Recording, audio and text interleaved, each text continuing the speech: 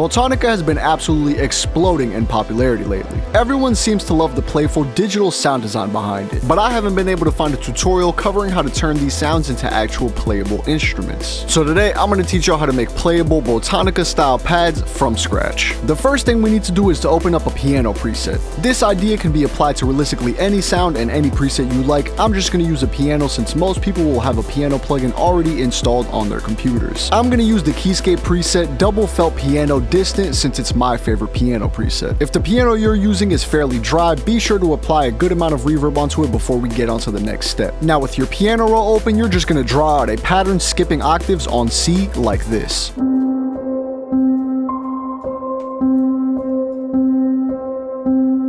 I'm just using a dotted rhythm here, skipping 3 octaves apart, but realistically you can slap these notes around however you like. Just be sure to only use octaves as it's crucial to making our sound later down the line actually sound good. Extend the notes out a ton so they overlap each other and do this for 16 to 24 bars. Now go into your pattern block here, right click, and click quick render as audio clip. Now on to step 2, you're going to open up the audio we just printed in Edison. I want to give a huge shout out to ChordPath for all his great Botanica sound design tutorials. This trick here is something I picked up from his last upload, so if you're interested in learning more about these style of sounds, be sure to check out his channel after this. With our audio in Edison, you're going to go up to this clean up audio button here, click acquire noise profile, click that same button one more time, and now draw a line to duck out those initial frequencies here. Click the accept button down here, and now let's do the same process one more time. You can preview your sound before clicking accept by pressing the space bar. You can mess around with the threshold knob, the amount knob, and of course, drawing in different lines to see what different kind of sounds you can get. Once you're done, right click the audio,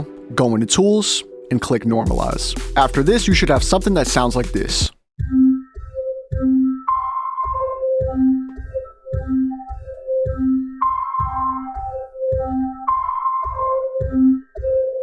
Once you're done, right click the audio one more time, go into tools, and click trim side noise. Now onto our final step, we're going to take this audio here and throw it into a free wavetable synth plugin called Vital. Vital is essentially a clone of Serum, but it's free. So that's where I'm going to do everything on this tutorial going forward. Drag our audio file out of Edison and onto our channel rack. And then from our timeline, we're going to drag it into this last little bar here in Vital. Go over to these little icons here and click all of them in. These basically are just going to allow us to turn this sound into a playable instrument that will loop and start at different places every time you play a note so that you get something really unique every time.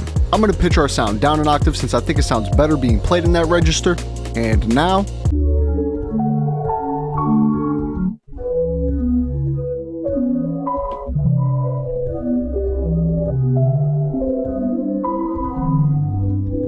we can keep this sound how it is here and have it play almost like a piano, but I'm going to pull in a sine wave here with some unison to kind of help layer in a little bit more foundation into this sound. I'm also going to pull the attack and release up on it a little bit so we get more of a pad style sound out of it.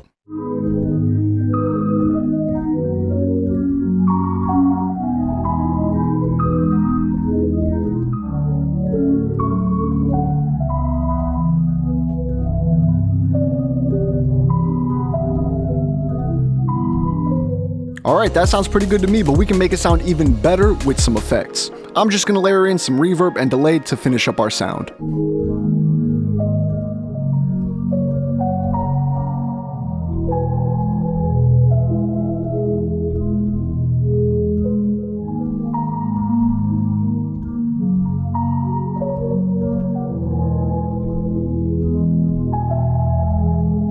This same exact preset will be available to download on my Ko-fi page, link in the description. Alright guys, and that is how to make playable Botanica sounds. A big part of getting these patches to sound nice, lush, and ambient is to make sure you're playing interesting, cohesive chord progressions along with them. If you're interested in learning more about how to spice up your chord progressions very simply, this video here covers all the steps I take to write more engaging chord progressions. I hope this video was helpful guys, thank you so much for watching, and I hope to see y'all in the next one.